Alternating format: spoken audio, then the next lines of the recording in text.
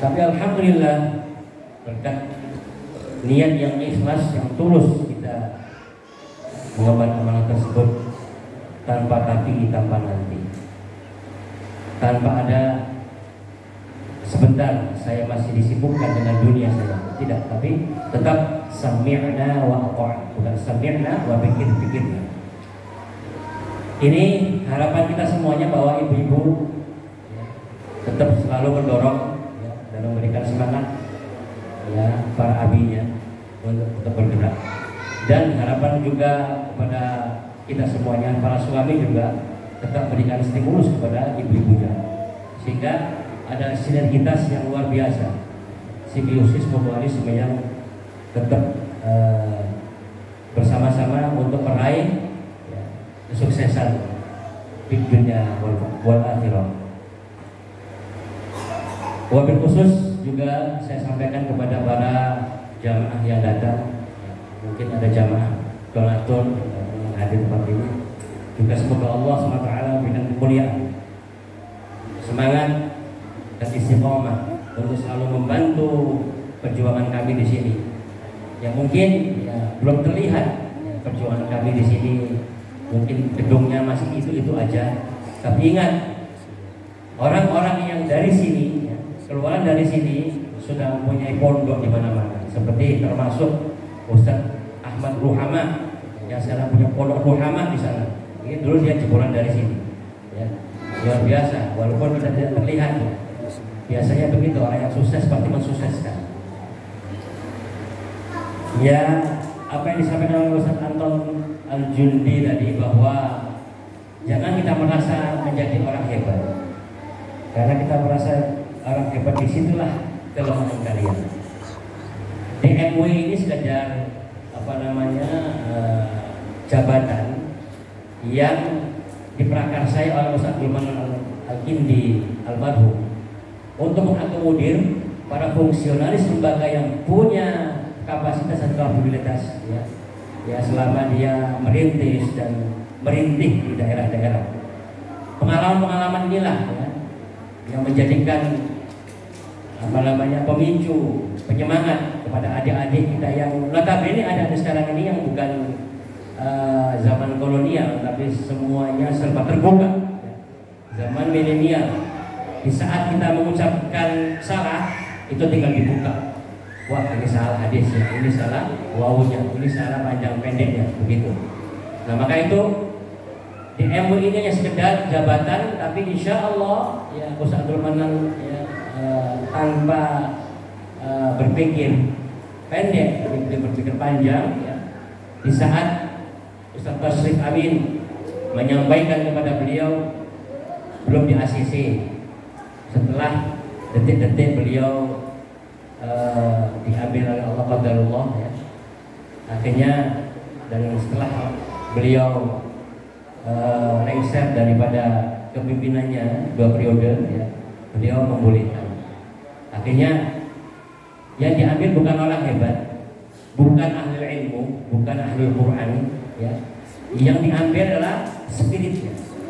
Makanya di sini mengawal spirit hidayatullah, mengawal visi hidayatullah. Kembali lagi, mengawal visi hidayatullah dan mengawal kultur hidayatullah. Maka dari itu yang dipanggil, yang diajak orang-orang yang seperti saya, seperti Ustaz Anton, yang tiada hari tanpa tersenyum beliau. Setiap kata bikin orang tersenyum. Mudah-mudahan bukan hanya tersenyum kosong, tapi betul-betul punya makna. Dikit-dikit beliau bikin orang ketemu, pecah suasana. Ini luar biasa. Saya kadang-kadang siap-siap kalau beliau ngomong, siap-siap ranjol lagi. Banyak ranjolnya, cuma saya ingat Ustaz, jangan banyak ranjolnya, nanti bahaya. Dikit-dikit ketawa orang ranjol lagi. Tapi itulah gaya beliau, action beliau. Tapi tidak mengurangi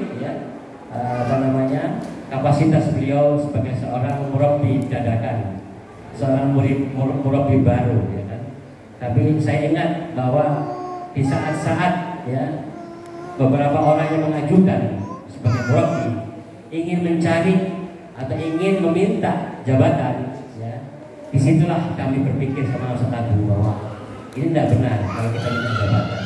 Maka itu saya berpikir, Ustaz Abu juga minta pendapat bagaimana kalau Ustaz ini. Akhirnya jatuh kepada ya Ustaz Anton Al-Jundi.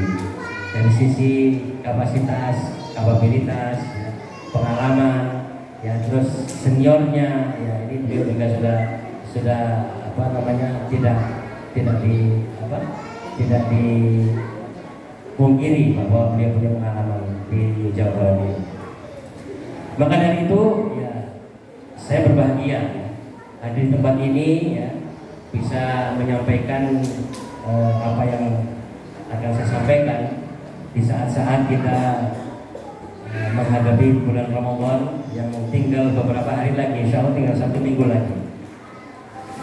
Imam Ibnu Rajab berkata, bagaimana ya orang-orang yang beriman tidak gembira saat pintu-pintu surga dibuka. Ini bukan hanya lip service, bukan hanya Rasulullah menyampaikan hanya sekedar menyenangkan sahabat, tapi Rasulullah menyampaikan bahwasanya ini dikuatkan oleh hadis yang diriwayatkan oleh Imam Ahmad dan Nasai, bahkan Bukhari dan Muslim, bahwa idza ja'a Ramadan, apabila kalian datang dengan Ramadan, ya, antum persiapkan, antum prepare, kata Ustaz Anton tadi, prepare, persiapkan betul. Bahkan 6 bulan sebelumnya kita berdoa. Ya. Kalau kita membiasakan diri berdoa di 3 bulan, Rajab dan Sa'ban, maka itu Allahumma barik lana fi Rajab wa Sa'ban wa ballighna Ramadan. Jadi Allah berikanlah saya kekuatan untuk bisa menunggu Ramadan. Itu tamu yang paling agung. Kemudian bagaimana mungkin orang yang berbuat dosa tidak ingin bertobat setelah kembali kepada Allah SWT, yang tidak gembira saat pintu-pintu neraka ditutup. Dan bagaimana mungkin orang-orang berakal tidak gembira saat setan-setan dibelenggu. Ini dalam kitab Al-Ma'arif Ibnu Rajab dan Ibnu Al-Hambal menyatakan. Kemudian apa sih ya, yang harus kita persiapkan untuk menyambut bulan Ramadan ini, datangnya bulan Ramadan? Ada 9 keutamaan. Ada 9 keutamaan di bulan Ramadan. Yang pertama adalah kita yakini bahwasanya pertama adalah di dalam surah Al-Baqarah 163 Allah menyebutkan a'udzubillahi minasyaitonir rajim. Bismillahirrahmanirrahim. Ya ayyuhalladzina amanu kutiba 'alaikumus syamu kama kutiba 'alal ladzina min qablikum la'allakum tattaqun. Wahai orang-orang yang beriman, diwajibkan atas kalian untuk berpuasa sebagaimana diwajibkan atas orang-orang sebelum kalian agar kalian bertakwa. Sebetulnya kalau saya jabarkan panjang ya, saya ingin menyampaikan kepada adik-adikku semuanya, kepada jamaah, ibu-ibu juga. Di situ ada ya ayyuhalladzina amanu, wahai orang-orang yang beriman. Kenapa Allah tidak panggil ya ayyuhan nas atau ya ayyuhalladzina aslamu?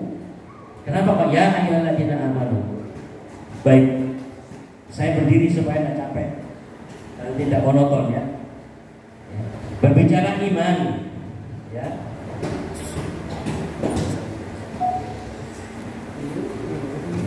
Yang pertama adalah ma'ul iman. Al-imanu tasdiqan taqrirun bil lisan.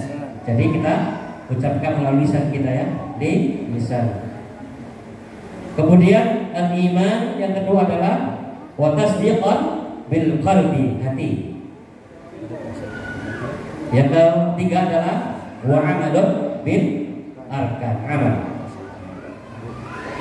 Lisan, hati dan amal. Hakul yakin, ainul yakin, ilmal yakin. Jadi saya ingin mencoba menggali selama ini, jangan sampai kita mendapati Ramadan hilang begitu saja. Menghadapi atau mendapati Ramadan seperti hari-hari biasa.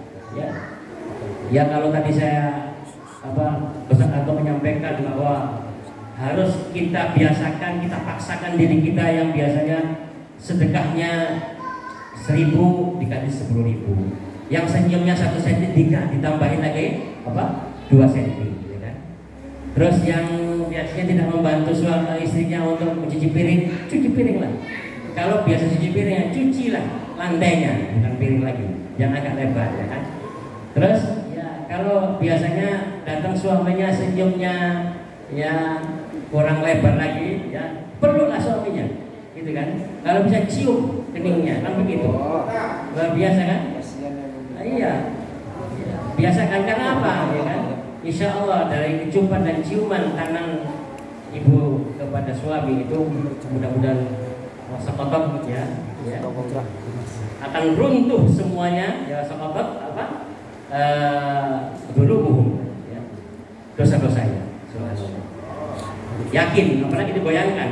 Waduh, suami luar biasa ini, aku luar biasa itu. Sekali-kali nyanjung suami kan apa-apa tuh, ya kan? Memang suami yang namanya Rudi Syafaat itu masya Allah, udah hafid Quran, tukang sopir juga bisa, pokoknya semua bisa lah, pokoknya kira. Kalau bahasanya kira kan begitu. Jadi kalau bahasa saya itu tidak pakai berbicara panjang-panjang ya. Begitu ada suami yang bagus, dinajam. Sama suami sama istri pun begitu. Jadi apa? Supaya apa? Itu udah habis ini. Habis ininya. Mas, habis ininya Mas. Diganti Mas.